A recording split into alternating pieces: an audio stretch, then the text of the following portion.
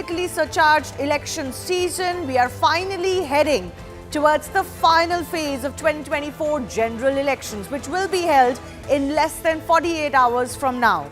From Muslim quota to inheritance tax, from wealth redistribution to abuse politics, from even Ram Mandir to Gyanvapi tussle, this election has seen some of the biggest and the strongest talking points triggering political showdowns. Today, even former Prime Minister Manmohan Singh hit back on the Muslim quota war, saying that statements made against him are false, that he has never singled out a community against the other. But as the nation votes in the final phase day after tomorrow, the opposition is making an issue out of the Prime Minister's meditation trip in Kanyakumari. Remember, he's embarked on a similar visit to Kedarnath in 2019 to even in 2014 polls, although he was relatively not that followed at that time. Those trips have also coincided with the final phase. Last time around also the objection was made by the opposition, but the EC had allowed it. This time too, opposition parties have gone to the poll body wanting either a date change of the Prime Minister's trip or a bar on the coverage of the trip. But BJP says this is nothing but petty politics. It adds that Prime Minister is only giving a signal of national unity by going to Kanyakumari, and that it also shows his deep commitment to Tamil Nadu, that he's visiting the state even after elections are over. And Tamil Nadu, by the way, voted in the very first phase of the elections this time around. So is the Prime Minister's trip a poll violation, or is objection to it sign of a nervous opposition? That's the big question we'll take to our guests in just a bit. First up, take a look at the political showdown that has escalated over this meditation trip to Kanyakumari. The Prime Minister has landed there just a short while ago. This is what the opposition is saying. Congress, led by Abhishek Manu Singhvi, submitted a memo to the EC stating that this is a clear violation of the Model Code of Conduct that continues to be in place. He also cited in the memo that this is an attempt to circumvent the 48-hour silence period that kicks off from 6 p.m. today. Apart from that, there is the TMC that also objected last time around. Mamata Banerjee is saying that this is an attempt to influence voters on the final day or the final phase of voting. Speaking in the same tone, DMK has called it a poll gimmick by the Prime Minister.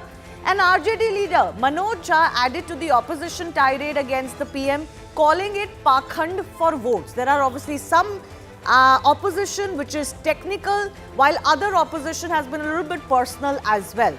Now let's take a look at what happened when the Prime Minister took a similar trip to Kedarnath in 2019, just ahead of the final phase of elections. The opposition had reacted in a similar vein.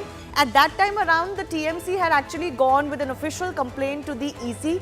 And the interesting bit is even the TDP, which is back in the NDA fold, had objected to that trip last time around. The Election Commission had allowed the Prime Minister to take the trip to Kedarnath to meditate though, and it had said that while they are allowing this trip, it needs to be remembered that the Model Code of Conduct is indeed in place. The trip to Kedarnath, remember, had also coincided with the final phase of the voting in the 2019 elections. The opposition is creating a lot of fracas over the Prime Minister's meditation exercise trip. But does that hold water? In a sense, do their arguments hold water? What does the Election Commission rule say? Now, of course, there is no rule that particularly bars or talks about a meditation trip coinciding with the final phase, because this is not technically an electoral campaign. But a case like this could be relevant to Section 126 of the Representation of People Act 1951. The silence period, remember, begins 48 hours ahead of conclusion of any poll. So it has begun. It is not applicable though in such clear terms in case of multi-phased elections.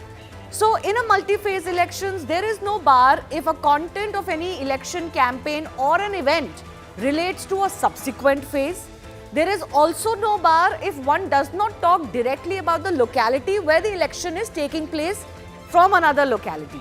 Now, in this case, if there are no spoken words at all, as would be the case as far as the Prime Minister's visit is concerned, then it cannot be termed a violation, and this is exactly what happened last time around as well.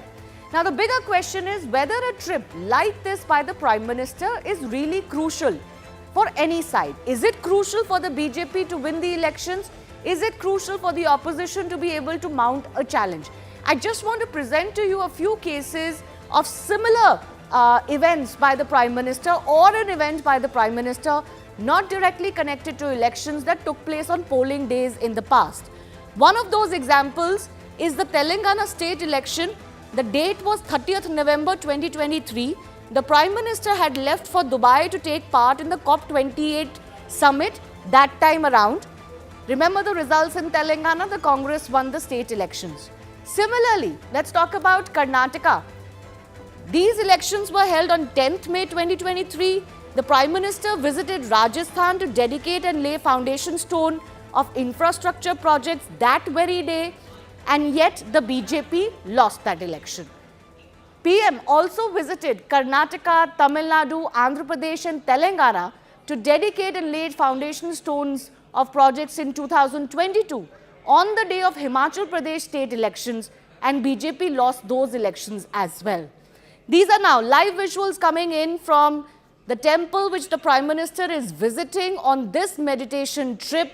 This is something that he has almost set a pattern for. He has taken on these trips in the past as well. Let's go across to my colleague Arun also. Arun Dhata is joining us. Arun, give me a sense of the importance of the temple that the Prime Minister is visiting.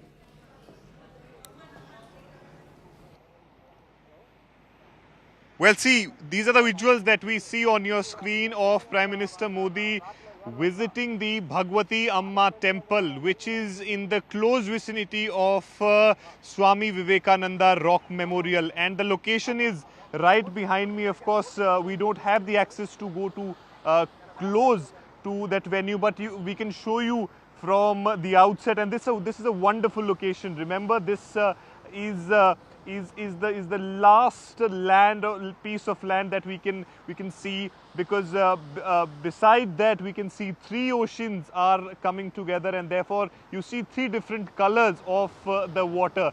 But of course, this is the first visual that you see is of a statue, a 133 feet long statue of Thiruvallur, was a poet and the philosopher of Tamil Nadu. And right close to that you have that Swami Vivekananda Memorial Rock, the place at which Swami Vivekananda attained enlightenment, meditated, Shivani, for 3 days. And Prime Minister Modi will be commencing his meditation retreat from that rock itself. So as we speak, he's as per his schedule entering or visiting the Bhagwati Amma temple. Bhagwati Amma temple, in our mythology, people say that goddess Parvati was in fact meditating on one feet while she was waiting for Lord Shiva at this specific place, and on that this temple has been made and situated there, which is also known as Bhagwati Amma temple. So Prime Minister Modi is starting his journey, starting his meditation retreat, after offering his prayers to that temple. And we are told that after this, Prime Minister Modi, of course, will be starting his meditation, which will last till 1st of June. Remember, 1st of June will be the last phase of polling, and in fact that has been the thing of Prime Minister Modi, that he's been on a religious path, especially during the election time. Even in 2019, Shivani, I was in fact there in Kedarnath, where Prime Minister Modi had that 15 hours long long meditation in that cave right above the Kedarnath temple, and it was extremely cold. The temperature was in minus, but Prime Minister Modi spent those 15 hours in that cave. And now in 2024, before the last phase goes to polls, Prime Minister Modi here in Kanyakumari, and also of course he has that personal connect with Swami Vivekananda. He's been speaking about the connect, that how he idealized Swami Vivekananda, and in fact the policies which he has brought in his government has the reflection of Swami Vivekananda, whether it is Viksit Bharat by 2047, the scheme like new education policies, Skill India. Those are the things which Swami Vivekananda has envisioned. And also, Shivani, Prime Minister Modi has been speaking about this, that how he wanted to become a sannyasi. He was so much inspired with Swami Vivekananda that he wanted to become a sannyasi, and in fact he was a member of uh, Ramkrishna Mission, which was founded by Swami Vivekananda. When he was young, he was member of that organization. So Prime Minister Modi has that attachment with the thoughts and the viewpoint and the personality of Swami Vivekananda, and this was the place from where he attained that enlightenment, the concept of Viksit Bharat. After he traveled across the country, he came here, he sat here for 3 days on that rock, and then of course the famous visit to Chicago, the address that he gave there, Right. that happened post that 3 days meditation here in Kanyakumari. Shivani. Right. Arun, stay with me. We'll keep coming back to you for more, because I'm sure you've had an opportunity to get a sense from the public as well as to how they're, looking at this visit in Kanyakumari. But let's also open this up for our guests joining us.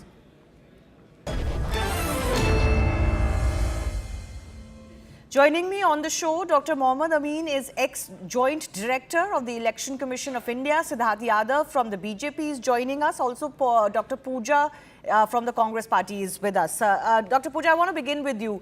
Why is it that despite the fact that there is a precedent to this and the Election Commission allowed it last time around, is the Congress or the opposition objecting to this trip so much? The Prime Minister is not even going to speak or address anybody. Gone on a meditation trip on 1st of June, first of all. And section 126, you aptly mentioned section 126, 126A and 135C talks about the silence period before the vote polling begins, 48-hour silence period, which has explicitly mentioned any direct or indirect campaigning, any activity that is, directly or indirectly influencing voters to vote for Prime Minister Modi himself. And that's where he could have taken this, he could have gone on a personal meditation, sans camera have hoped, and he could have gone on first. This is where, the whole of media, the all complete media of country would be queuing up, lining up, giving us minute by minute updates on where Prime Minister is going, what he had for breakfast, how many breaks he took, what are the photos that are coming out. And I think that holds a potential to, influence the voters directly or indirectly 48 hours before. But he's not in any of the constituencies. In fact, if I play out that map of where the constituencies voting in phase 7 are, they're actually in the upper regions of India. So in a multi-phase election, Salim Dharanidharan of the DMK is also joining us. In a multi-phase election, you've always seen these kind of activities go on. Outside of the constituencies which are polling on a certain day, the silence period is not observed outside of those constituencies. So what is the problem here? What Prime Minister Modi Salim. Pooja, let Salim respond to that. Can you hear me? See, the whole point is, yes, can you hear me? See, the whole point here is that the Prime Minister has been using religion as a basis for electioneering. As per the model code of conduct, religion, caste and other things could not be used in electioneering. From the beginning of this campaign, he's been using religion as a tool. Even the Congress's manifesto, the India Alliance's manifesto, has been misquoted, and PM has involved in the job of spreading misinformation. Now again in West Bengal he goes and tries to appropriate Swami Vivekananda and trying to say how the India Alliance partner, Trinamool Congress leader and the Chief Minister of West Bengal, Mamata, has not given proper respect. And I think we have to look that he's been trying to appropriate, and going to Kanyakumari is one such. Those are election gimmick. speeches though. Even if I take your point that he's using religion, those are election speeches. This is not a speech. He's not talking to anybody. He's not addressing anybody. Why are you so nervous if he goes to a temple? It almost sounds like you're nervous about the temple. No, see, no one is nervous, right? It's not about nervousness, it's about following the rule of the land. We are confident that we will India Alliance will more than 300 seats. But that does not mean that we keep quiet when someone is violating the Yeah. MCC again, time again. No? Okay, See, so the reason I now, asked that what is the question is entire because the rhetoric same looking at? question was raised in 2019 too. By the way, in 2014 too, the Prime Minister went on a meditation trip. At that time, he was an outsider, Yes, contender. that, yeah, Possibly exactly. not That many means he saw has him win disdain the for the mandate that constitution, he rule of did. law. And there was Yeah, very exactly. little He's been showing. problems or objections with him going for that meditation trip. But I do want to understand from our other two guests also joining us. And before I go to Siddharth Yadav, and Siddharth, you can respond to the other two opposition parties, and what they've said. I do want to go to Dr. Mohammad Amin, the ex-joint director of the Election Commission of India. This pertains to election campaigning or the section 126 of the Representation of People Act. But there is obviously no clear guideline that bars the Prime Minister or anybody else from going to a trip like this, televised or not, when he's not talking about either the localities that are going to polls or he's not in the locality that are going to polls. So your thoughts on the complaint that has been filed to the EC. Last time around, of course, the Prime Minister was allowed. Shivani, always there is having problems about all the activities. Now you can see this 7th phase we have the election. So this is the last phase, and after that he is going to his own prayers and own rest in the Vivekananda place. So I don't know why they have the problem. Actually, in Model Code of Conduct, there is a system. If he can using anything for the constituency, for anything is using for the party address or any campaign or election campaign, there is no concern about the election campaign, and Prime Minister is going their own, we can say their own private visit after the huge taking the pain for the election campaign, and after they are going for the rest and they are going for their own puja and their own meditation. I don't know, this is why they have the problems. As per So their Model Code of problems, Conduct, there is no, their room problem for seems to be that this is the Prime Minister and this is going to be televised all across the country, including where people are going to vote on June 1st, and therefore either the telecast should be stopped or the date should be changed. Shivani, actually what happened in case of Model Code of Conduct, we have the cable system earlier and we have the government media like Doordarshan and the AIR and print media. This is only applicable in the print media of that area only, where not in the this is completely opposite. That is, he is going south and the campaign and election is going on in the north. I don't know why they are comparing with this. This is not comes in the MCC, Model Code of Conduct. This is very totally wrong, their representation they have given to the Election Commission of India. This is not applicable for that. Okay, this is not applicable. I hope that answers the question that the opposition parties are raising. But yes, Siddharth Yadav, I want to come to you. How do you read the fact that the opposition feels the Prime Minister using his appeal, particularly the religiosity factor, is constantly reminding the voters, even during a silence period, of, I don't know, suggestion of who they should vote for or what they should vote on? Shivani, I've been trying to again and again comprehend what the opposition is actually trying to allege. In the silence period, the Prime Minister is going into silence, and this is the Model Code of Conduct violation. In the silence period, he is actually not going to be saying anything, while all of them have the opportunity to influence the voters and do everything. But this is also feared by the opposition, that this can also influence the voters. Point number one. Point number two. Shivani, I've read the Model Code of Conduct for 4 and 5 times after this was brought up by the Congress party. I could not find any violation of the Model Code of Conduct, and I ask you, this is the silence period of the 7th phase.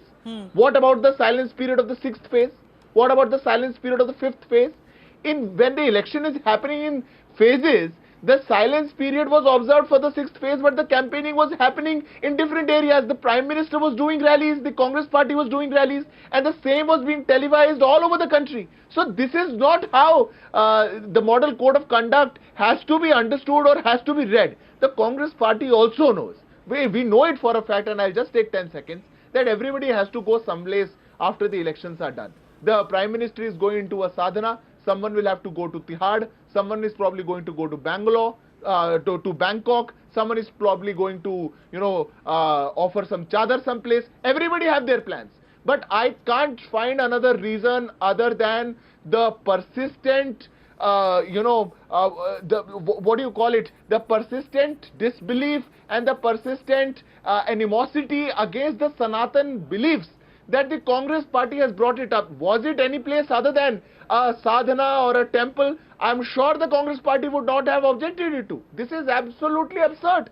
There is no legal ground, there is no election ground, there is nothing at all. But I think the only reason for this is that that one leader in this country has taken such a tall stature that the silence of that leader can't also be tolerated by the opposition. Pooja, you want to respond to that? Because I read out some instances where the Prime Minister had engagements on the day of polling of key state elections. And in those state elections, the Telangana one, the Karnataka one, the Himachal one, actually the Congress, won those elections, despite the fact that the Prime Minister was out and about, and all of his engagements are either on social media or on television media. So it's not as if this makes any make or break difference, right? Shivani, it's not about somebody winning or somebody losing. He may have campaigned extensively, bringing in Sanatan, bringing in Hanumanji and everything, Bajrang Dal, and we won in Karnataka. I'm again saying it's not about somebody winning or losing. It's about having, belief and maintaining the democratic ethos and respecting the process of election, the whole polling process that we have been into, that the country is facing since last 1.5 months. And that is why we have said he could have waited for one more day, he could have waited for 1st of June. I was just listening to Arun, your field reporter, saying that Prime Minister Modi is very inspired by Vivekananda, and I want to tell, rather than going to Vivekananda, she should have gone to Sabarmati Ashram, read about Gandhiji, and would not have uttered this horrendous statement that Gandhi became famous because of the movie. Or he could have, even if he's visiting Vivekananda Memorial, he should read Vivekananda. Vivekananda ji in his, Religion of Parliament, Chicago, he said the biggest quality of Hinduism is tolerance. And when Prime Minister Modi ji brings in mutton, machli, Mangal Sutra, even Mahatma Gandhi, Bhais Khullena and everything, and when he is othering religion, when he is, resorting to fake lies and claims from the political speeches, and coming to Vivekananda, he said, Jeev is Shiv. Rather than going to temples and visiting Shiva, you work for the diseased, you work for the poor. So, what is the problem? The fact that he is going for Vivekananda Memorial, or the problem that he is going at all?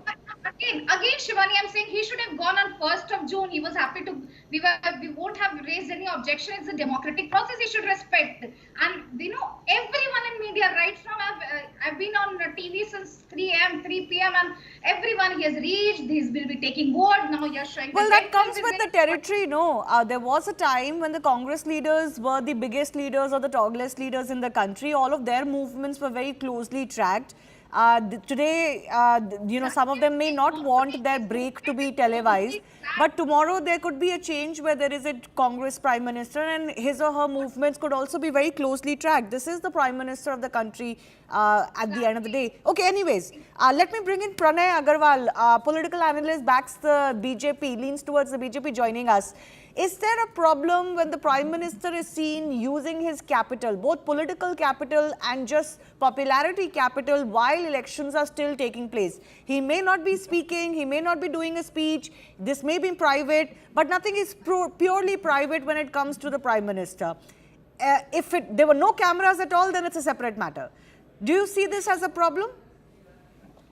Shivani, speaking in purely technical terms or as per the rules of the Representation of People Act, quite likely that one cannot point a finger at the Prime Minister's this particular action. No, I'm not speaking technically. I have Dr. Amin to obviously speak about the technicalities, and we know that there is a precedent to this. So the Election Commission has already looked into this issue and kind of given him a clearance last time around as well. But it's not purely about technicalities, isn't it? Absolutely. In fact, it is far more about symbolism and imagery. Even if there are no spoken words as is being continuously highlighted, images are very, very powerful tools of communication. Having said that, I don't think it is going to affect the vote share in the last phase of the elections, but it is what it really is a message to his core constituency, the Hindutvavadis. It's like a feel good for them that he is being, true to the Hindutva ideology. So he's wearing his Hindutva on his sleeve. The Prime Minister, of course, knows how to play to the gallery, and whether it is the timing or the location, all of it is in consonance of that. To say that the Prime Minister is a private person, I would say that would be, too much of a stretch. There's nothing private about the actions of any Prime Minister, least of all Mr. Modi. Modi is positioning himself as the rightful heir of the legacy of Vivekananda, who in many ways was the original Hindutva poster boy. So today it is Modi indeed who is the Hindu Hriday Samrat, and the tallest Hindutva leader, or the tallest leader Hindutva ideology has sprung up throughout its course. So, Right, Siddharth, this is the problem then, no? It's not purely about technicalities. I don't think the Election Commission complaint is going to stand. But this is about the symbolism and the messaging. Why can it not wait 2 more days? No, I reverse this question, Shivani. Why can't the opposition do it? Who is stopping Rahul Gandhi to go and meditate? Who is stopping Mamata Banerjee to go to a temple and do a darshan? Who is stopping Stalin to go any place? It's not about that. You want to restrict the Prime Minister and say, no, you don't do this because probably this can influence. But the core problem is that you are not able to digest that he is going to a temple once the polling is done. Who is stopping you, I asked you? Who is stopping Rahul Gandhi? Who is stopping Mallikarjun Kharge? Who is stopping the entire Gandhi family, entire India Alliance? Nobody. But you are choosing not to do it because you know for your politics, for your sake, you can't do that. Because you do a different kind of imagery, you do a different kind of symbolism, you do a different kind of messaging, and this messaging doesn't suit you, so you'll come here and say, no, this is not just technical but more of so, and like it's a larger issue. It's not a larger issue. A Prime Minister is going in the silence period into silence. What is the wrong in that? I can't understand. I actually can't. Okay, Salim, I want to come to you as well. The opposition has been saying for the last 2 to 3 weeks particularly that, the elections are already decided, in the sense that given the 6th phase for voting and polling, you already know that the BJP is not attaining a majority mark, and the opposition is very well within distance of forming a coalition government. I don't understand. Why are you so nervous ahead of the final phase then, if you're so confident? Because this nervousness, objecting to the Prime Minister's silent meditation visit, which has already played out once in the past, it belies a sense of nervousness. Because you're so worried that the 50-odd constituencies could be so influenced by the Prime Minister's visit far away from Kanyakumari that you're objecting to it. No, I think you're assuming that we are being nervous. It's an assumption. And no one is in India camp is nervous. I think it's the BJP and the Prime Minister who is nervous, which is why the entire campaign has been based on hate and then based on religion. Nothing based on development.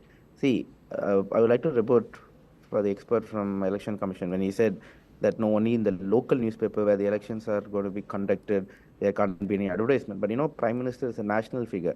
Whatever he does, it goes across the country to the nook and corner of the country. And that's why you need to have more additional responsibility in maintaining the model code of conduct. And I think he can go and do whatever he wants. Don't advertise. Let the election get over. You silently go. Let only your intelligence know. Why do you have to go and advertise it? And again, it's not the DMK is against any religion. Just that we don't use spirituality and religion for garnering votes. We have done more for Hinduism than BJP has ever done. BJP and its affiliate organization goes and lynches people in Uttar Pradesh because they're carrying beef meat, and the same Prime Minister goes to Goa and participate in beef festival, saying we'll promote good quality beef. So I think this is the dichotomy of the BJP politics using religion. What are these absurd claims? Does your Goa Chief Minister not go and eat beef? Please provide Goa's proof BJP, of what you are saying. I can give proof. Your Goa Chief Minister has participated in beef festival. In Nagaland, you are in power in the northeast. Have you banned beef meat there? No. Oh, sir, now you'll jump from UP to Goa. From Goa you'll go to Tamil Nadu. From Tamil Nadu to Assam. What is this? Your opportunity. Answer on pinpoint issues. Using religion for votes. That's what I'm saying. Your Prime Minister speak on issues. Your party doesn't. Vishnu Hindu Parishad went and filed a case against the BJP ruled Gujarat government on claims that. So when Stalin comes out and says that it is dengue malaria, is that the issue? That is the issue. Sir, stop blabbering, sir. When you say Sanatan Dharma is dengue malaria, is that the issue for you? See, who got anxious and paranoid now? The BJP spokesperson. I'm I'm not talking getting anxious. coolly. I am I just never surprised by intervened your when he spoke. hypocrisy, sir. So you can see who's anxious. The people can see, viewers can see who's getting anxious and nervous. Okay, so I'm being stoic and the cool. sense I'm getting, Dharanidharan, is that okay, your politics is a little bit different, and you have a certain take on Sanatan Dharma and religion per se. Obviously, the BJP is the exact I think, polar opposite, but I don't think that you can contend is one is right and one is wrong. So I think there is a certain level of acceptance you need to have that there is obviously a country where this is a country where religion matters. This is a country where Sanatan Dharma matters. Your objection to that is not frankly the issue here. But you raised the question about the model code of conduct and the responsibility the PM has. I want to bring in Dr. Amin one more time. In fact, I have been wondering, Dr. Amin, what value does the model code of conduct have in today's day and age of technology and social media? In any case, is it not out of step and really dated? Is it not time to update the model code of conduct? Because I can tell you, in the last phase in which I voted, I could see political party handles almost doing election campaigning on the day of voting in that constituency on social media. What does the model code of conduct even mean anymore? We've got to update it to be more in step with the times that we are in. And similarly, a visit like this, for example, in a multi-phase election, you can't object to it because it's not election visit, but it's also going to be televised everywhere. People are going to see it. Even if we don't televise it, people are going to get visuals on their phones, on social media, on YouTube channels. So there is a problem with the model code of conduct itself. Shivani, always all the party heads are called by the Election Commission of India with their consensus, election code of conduct implemented, model code of conduct. This is social style, not a very difficult style. So with all concerned of the all political parties, the stakeholders of the Election Commission, and Election Commission has personally discussion with them. Then they start this model code of conduct to implement that area. But that is needed now. More be like you are telling us that you know, earlier we have the cables. So cables were stopped by the Election Commission, and the print media can stop by. But nowadays this is very global now. So we have to some improvement on that. So Election Commission has to think about it, how we can more and more tight the model code of conduct in the perspective of the election. Pranay, you know, the other question that also comes to mind is, as I asked Salim Dharanidharan, the opposition is very confident that they've got the verdict in their favor. There is a lot of, you know, by the way, any kind of psephology is banned, in the sense any kind of projection of numbers are banned when it comes to exit polls, etc. But you go on social media and you've got people giving their expert opinion left, right and center. So that again, I'm just wondering, who cares for those rules anymore? And when it suits you, nobody raises an objection. But the opposition is so confident that it's actually YouTube channels that are being watched more than, you know, maybe traditional media and mainstream channels. So why are they so nervous? Those YouTube channels and YouTubers and influencers are not showing the Prime Minister's visit. What are they so nervous about? So, Shivani, I'm afraid the opposition is slightly, you know, not in touch with the ground reality. What you see in social media is a much more, you know, airbrushed kind of a picture and quite different from the ground reality. As far as electoral politics goes, one has to get into the grime and dust of, you know, electioneering, and then you have to gauge the mood of the people for any, you know, psephology worth its name. That is one. Secondly, I would say one thing which is remarkable in the Prime Minister's messaging, it's like part of a larger design, these recent steps, it is, you know, there's a lot of consistency in his messaging, right? Whether it is the third time contesting from Kashi, which is historically and culturally very important for Hinduism, whether it is the consecration of Ayodhya Ram Mandir, or donning Bhagwa unabashedly, you know, and he has publicly articulated the deepest respect for Ramakrishna Mission. All of which is in very stark contrast to the opposition politics, whether it is vote jihad statements from Congress leaders or, you know, anti-Sanatan statements from the DMK, or the TMC which commented that saints are of Ramakrishna are campaigning for the BJP. So there's a, you know, clear contrast between these two kinds of politics as far as the Hindu culture and identity goes. So that is what the PM is projecting to the people. And I think he's been attacked for it. Questions have been asked of it. If the Prime Minister should be doing so and should be, seen performing rituals, religious activities, going to temples, going to the Pran Pratishtha of the Ram Temple. And I think the BJP is changing the lexicon or the center of Indian poll polity by saying that none of this is what we were ever meant to be. We've had a period of Nehruism which didn't allow it or didn't want it. Now we are in a different phase which is not shy of it. So in a nation's life, you have these phases and you move on and you change and perceptions change as well. I've run out of time. I do thank our guests for joining us. Of course, we'll keep getting you more from the Prime Minister's visit to Kanyakumari. But on the other side, we'll also get you the other big story we're tracking from Karnataka now. More headache for the new Congress Karnataka government there. Shivamoga officials' suicide has triggered a political showdown, and there are corruption charges that are now staring in the face of the Karnataka government.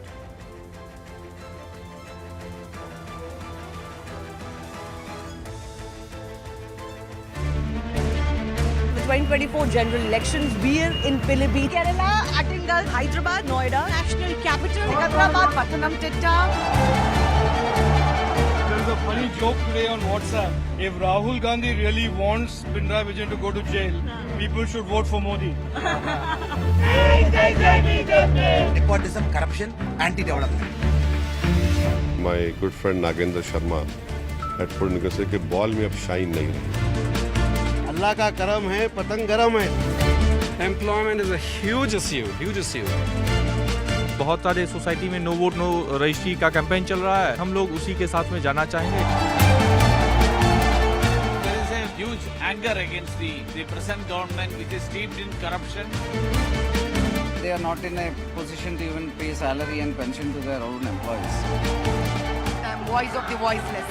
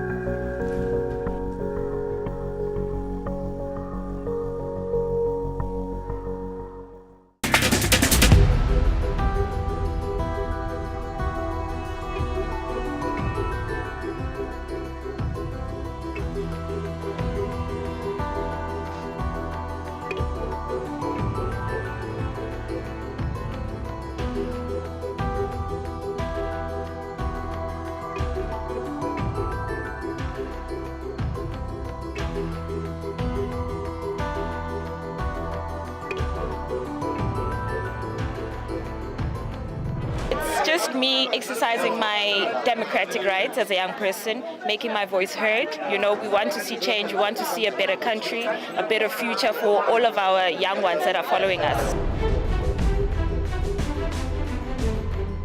Well, always with the vote, you always anticipate that the change must come. And so I anticipate that changes will happen. It's always good to vote. Vote for the right party, vote for your choice, vote for your conscience.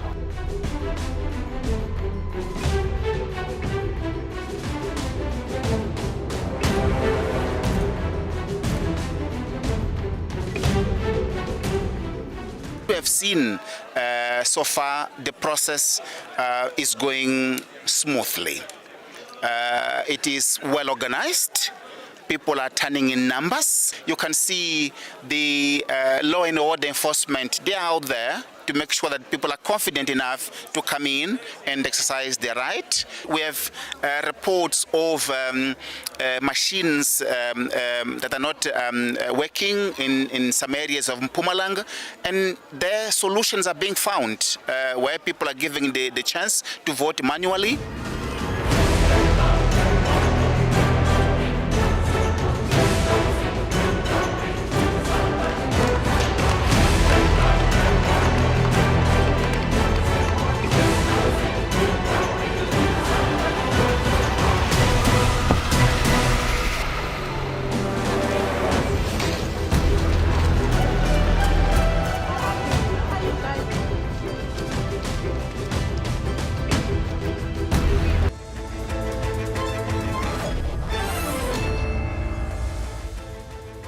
Welcome back. Thanks a lot for staying with Plain Speak. You're joining us live from our CNN News 18 and Federal Bank Primetime studio. A 50-year-old Karnataka government employee of a tribal development corporation allegedly committed suicide at his home in Karnataka's Shivamogga on Sunday, and his death has triggered a political fight in the state, with the opposition BJP now asking the government to sack the Scheduled Tribes Welfare Minister B. Nagendran. BJP leaders protested outside Chief Minister Siddaramaya's residence, even as two top officials mentioned in the suicide note have been suspended. Congress maintains that the Chief Minister and the Deputy Chief Minister are taking this matter seriously. So what is the political slugfest all about? Take a look at the allegations that have been made by the official from the Tribal Development Corporation in his alleged suicide note that have triggered the hornet's nest. Now, Chandrasekharan P stated that he was asked to open sweep-in, sweep-out accounts that allowed customers to transfer funds between savings and current accounts and link fixed deposit accounts at a bank branch on MG Road in Bengaluru. His allegation is that a minister and an official of the corporation asked him to do so, and he further alleges that 85 crores of the 187.3 crore corporation grant was transferred to other accounts. Therefore, the charge is that already 85 crore rupees have been allegedly looted, and nobody really knows if it stopped at just that. So the big question we're asking today is, with this suicide, is it just the tip of the iceberg of a massive scam? And will the corruption charge be probed, not just of abetment to suicide, as also would be the case here?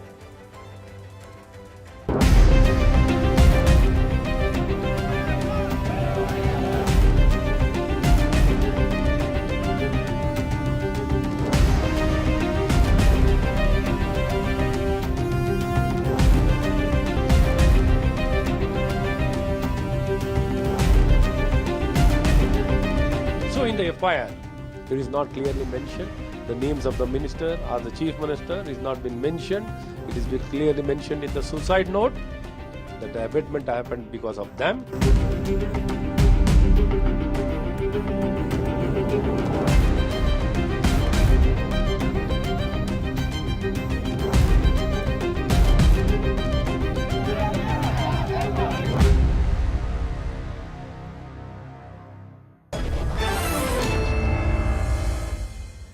Let's go across to our guest joining us. Bhaskar Rao, spokesperson of Karnataka BJP, also former ADGP Karnataka, is joining us. B.S. Arun is senior journalist, and also Syed Asad Abbas is political analyst, backs the Karnataka government, joining us on the show. The Congress declined to be on the debate, but I do want to go across to Bhaskar Rao first. Are you not satisfied with the action that the government has taken so far, and if so, why not? See, whatever action government is taken now is only paperwork. You have to see that there are two major ills in governance is concerned.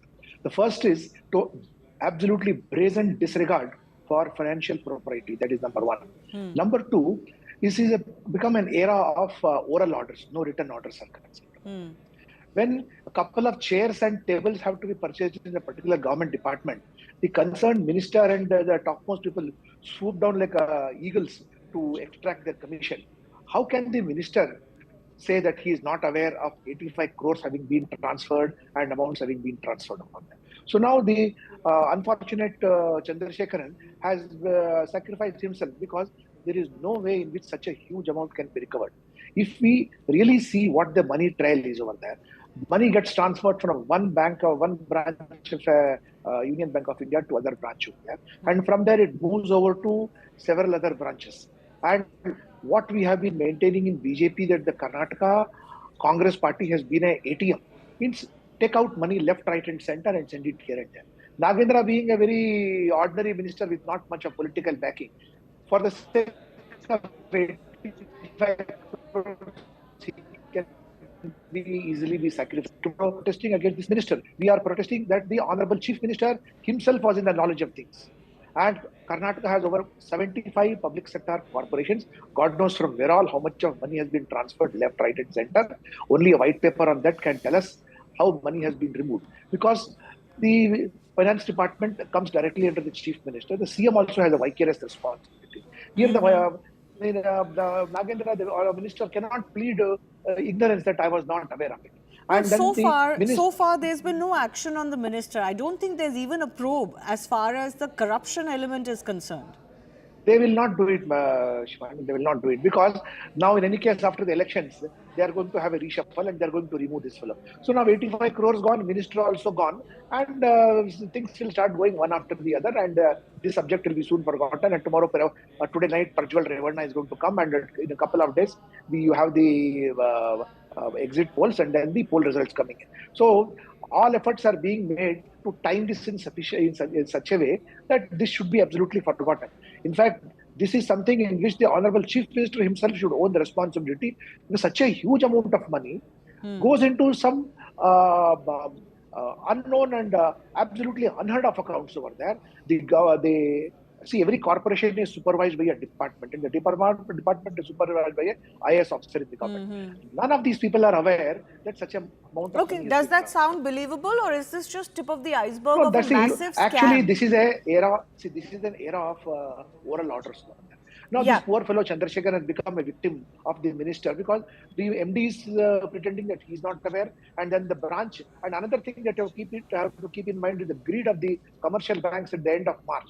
They want to show maximum amount of funds because their own brownie points are at stake. Right. No, but so I see a very clear prima facie case here where there are funds that have been taken from what is corporation money and grant, and they've gone somewhere with no accountability. And while there may be political allegations of where that money has gone and how it was used, for example, BJP has alleged that some of this money was used in Telangana elections. Even if that doesn't exist, I'll tell you. One second, sir. One second. Even if that does not exist, or even if that's not the peg, but the issue is that corporation money has been siphoned off. I want to bring in Syed Asad Abbas. Why is it that the government is not the first one to say that we are shocked by this and we are going to order a probe? And while that probe is going on, this minister has to sit out. I'm absolutely certain in the near days to come, Shri Siddaramaiah, the Honorable Chief Minister, also the Deputy Chief Minister, Shri D.K. Shivkumar, will definitely make a statement on this front. As a matter of fact, what has happened is absolutely unfair. It's very unfortunate. I always believe that corruption in any form must and should be negated. Also, Bhaskar Raoji is a dear friend of mine. As a matter of fact, he's been a former police commissioner here in the state of Karnataka. Respected sir, all I'd like to tell you is kindly have faith in the Karnataka police. It is the same police which served under you as the commissioner. Let us have faith. There is also a CID investigation, criminal investigation department is looking into the case. Not just that, there are 2 officers who are already suspended on this front. Also, FIR has been lodged against all of them mentioned there. So therefore, I would definitely see that the justice will be brought in, and certainly those who are found to be corrupt, action will be taken. As a matter of fact, we need to understand that the Congress government here in Karnataka came on the front of the 40% Sarkara, Brush Sarkara. Precisely. But there have been these ATM charges against the Karnataka government as well, the Congress government as well. And this seems to be the prime example of how funds meant for the ordinary citizen are being siphoned off. There are officials who don't want to do this, who are being pressurized to do this, who've now committed a suicide just because they couldn't take the guilt of having to transfer that money. What is the moral responsibility of the minister concerned? He should have resigned by now. I think the moral responsibility of the minister will be to completely cooperate with the investigation. But resign first. No, you can't be minister investigating your own ministry and actions. Not the minister. The police, of course, will also investigate on the same front. But also, let me remind my dear friend of the BJP, Mr. Bhaskar Rao, respected sir, there was a road contractor who did suicide, sir, but your party didn't do anything about it. K. Ishwarappa continued to be a minister. So, sir, allow me to complete this point. Very important point, Shivani. No, I get your point. Syed, I get your point. But I also remember stories from way back in 2016 when again it was the Congress in power where police officials committed suicide. Because they were being harassed by government officials. So, I don't want to go back into this. There are actually multiple such examples in Karnataka, and they don't look very good either on the BJP or the Congress. I want to bring in I want to bring in Arunji as well. Arunji, this is seeming like the tip of the iceberg, like the quintessential tip of the iceberg as far as a corruption case is concerned. Yes, yes, Shivani. This is a very unfortunate incident which led to a shocking suicide by an official. Karnataka government should be doing much more than what it has done already. A statement from the Chief Minister is expected, and a statement on what they are going to do. Already, of course, 2 officials have been suspended. CID probe has been ordered, but there is much more to do. What will you do with the minister? Are they going to ask the minister for an explanation? Of course, he has held a press conference and explained his side of the story, but I think that's not enough. The chief minister has to make a statement, and possibly, perhaps, a judicial inquiry headed by a retired judge, I think, has to be ordered, because these have already taken a political turn, and the Karnataka government is not going to seek a CBI inquiry, which the BJP has demanded. So at least the inquiry by a judge, I think, judicial is inquiry will only lead to now. waste of time. Okay. Waste of time. Loss of money. Yes, What else can be done? See, Karnataka government is not going to order a CBI inquiry. Yes, Mr. Rao. So When recovered, minister should be sacked. The money trail is not. It is not difficult to locate the money trail from one branch, which branches it has gone, and for who has encashed that money. They have to be located, and money has to be either recovered or they have to be arrested. And this minister has to resign. Then only government will be showing its commitment. Merely issuing a statement, or as sir pointed out, the judicial inquiry. Government wants a judicial inquiry so that it can buy time on that. When BJP was in power, and civil contractor, a government contractor committed suicide. That was in Belgaum, and he named Minister Ishwarappa. And Ishwarappa soon after resigned because Congress took out a dharna and made serious charges against him, and he resigned. And just 2 days back, we have seen Ishwarappa demanding the minister's resignation and the Karnataka government to make a statement on this. So there is a precedence of a near similar case, like what has happened now. A contractor committed suicide, and the BJP government took the resignation of the minister concerned. You want to respond to that? Can I just say, that was still a bribery case, right? The alleged bribery case or cut case. This is a case of corruption. This is a case of corruption. This is even worse in the sense that the minister's responsibility is greater because funds under his watch are being siphoned off allegedly. Syed. Shivani, as a matter of fact, the road contractor also mentioned the way he was harassed by the minister. Fair enough. I'm just saying that in this case, this is not about harassment or corruption or bribery. It's about corruption in the department. Shivani, it's like I said earlier, this is absolutely condemnable. Undoubtedly, this incident is very unfortunate. As a matter of fact, let me agree with you on the point that you've made. Also, B.S. Arunji made a very strong point. But I'm absolutely flabbergasted today with the duplicity and hypocrisy of the BJP. When it happens under their rule, it's okay. It's absolutely fine. But when Congress does it the same, you make it so political. Respected sir, allow the police to investigate Mr. Bhaskar Rao. You've been a commissioner, sir, so you understand it better. There is a criminal investigation department who is there, sir. So let us not, like you said, let us not waste time. Let us go to the root of this corruption, of this crime, and fight it, sir. My question is, why the moral high grounds down? Why didn't you, the BJP government, ask for a resignation of K.S. Ishwarappa? So when you're in BJP, you ask for Congress. But when in BJP, you don't. Respected sir, let us have unilateral here, sir. If you're asking for the resignation, ask yourself, did you ask for resignation of K.S. Ishwarappa when you were in BJP? Yes or no, sir? Why was this money removed from that? Well, let us keep our moral high ground as B.S. Arun is mentioning, K.S. Ishwarappa did in fact have to resign.